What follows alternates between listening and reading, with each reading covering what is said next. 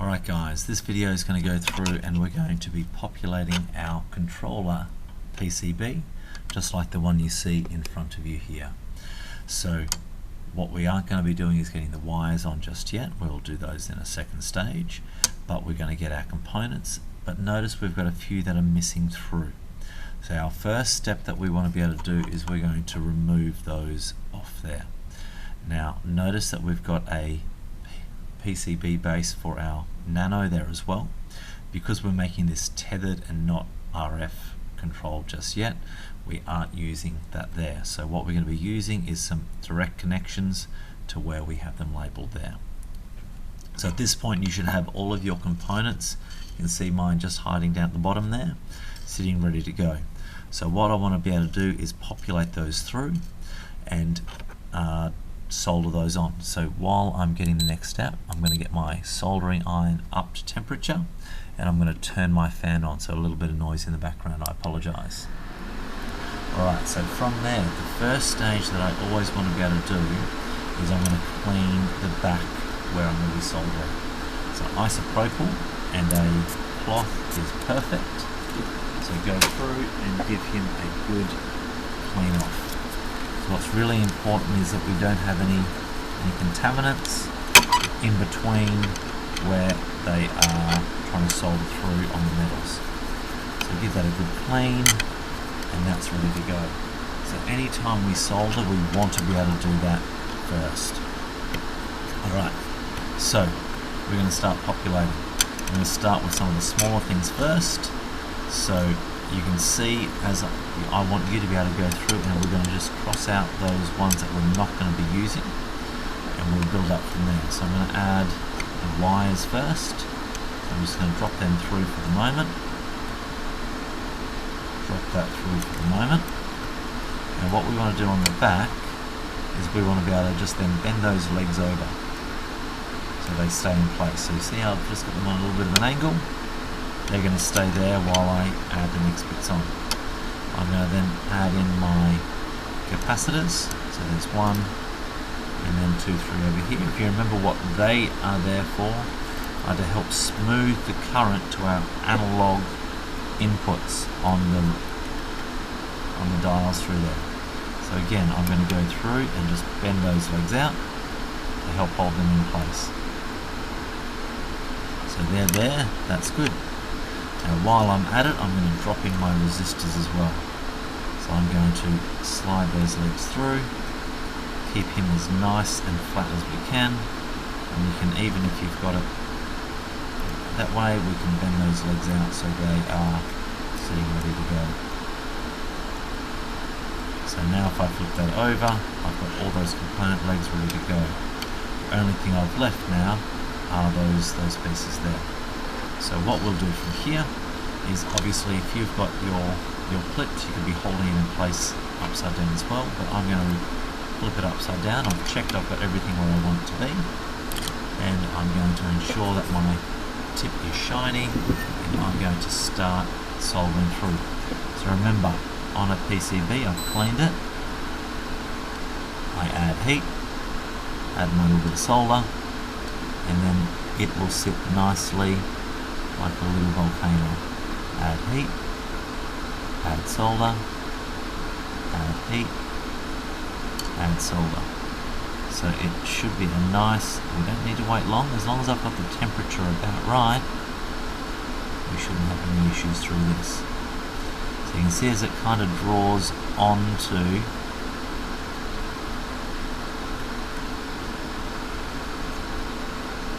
sometimes you'll have to move your hand or move the thing to be able to get a better access depending on where the legs are.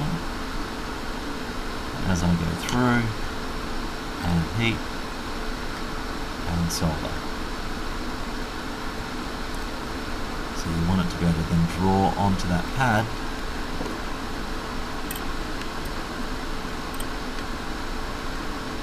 so it stays there.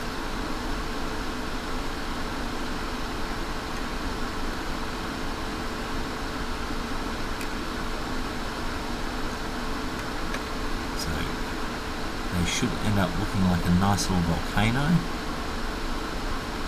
but if you've got a little bit extra, they'll end up being a little bit of a glob, but that's okay. As long as we don't have any of the joints connected, so the issue will probably be when we get over to the ones that are a little bit closer, like over here. But now I can go through, I can use my cutters here to help trim any of those off. If I need to, I can get some of the side cutters as well. I'm going to go through, trim those off, so they're out of my way, and then we'll do the last stage. As close as we can get them is good, so we don't end up with little spiky bits on the end. And that one over here too.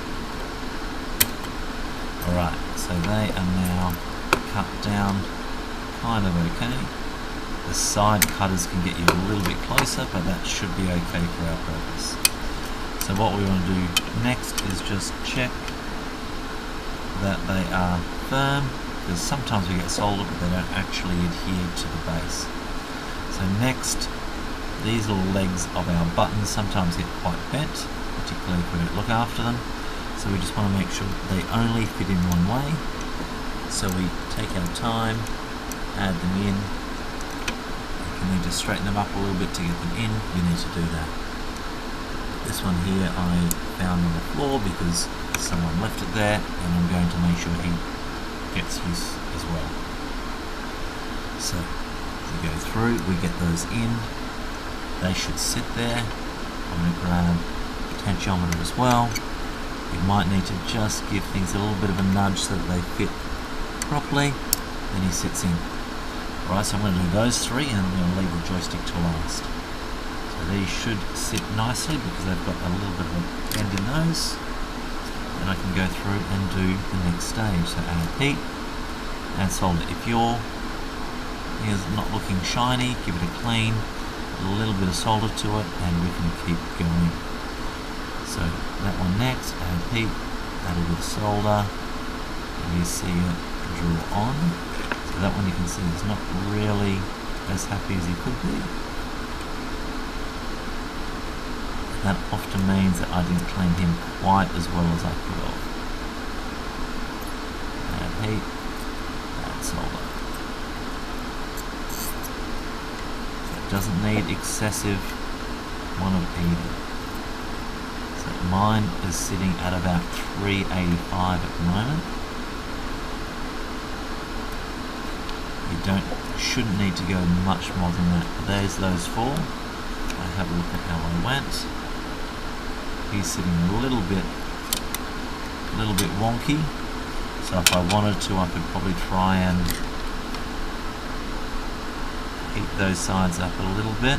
It's a bit tricky when you've got two sides you're doing at the same time, but you might be able to then sort of push him and square him up.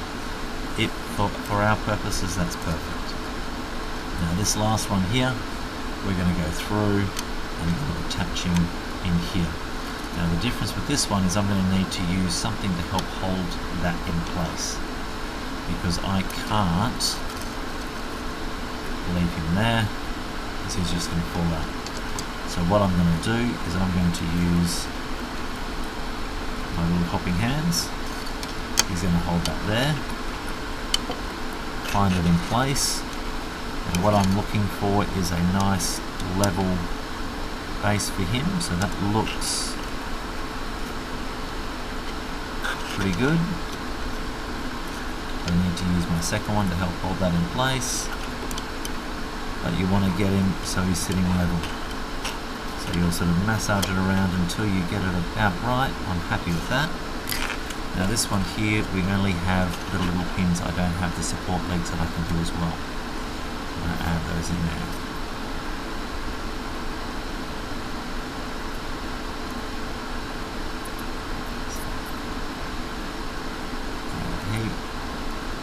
Just make sure they're all connecting.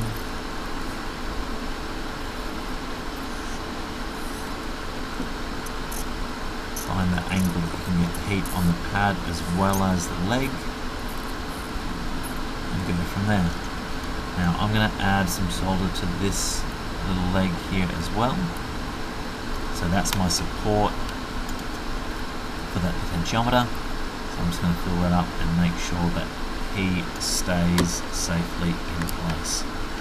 Alright, so now I've got all of those soldered up, ready to go. What I should be able to do then is go through and do some checks to make sure I've got my connections right. So what we'll do next is have a little bit of a look at that as well, because then we'll get our connections through here on, so that we can hook up to our board and start doing some checking as well. Good job.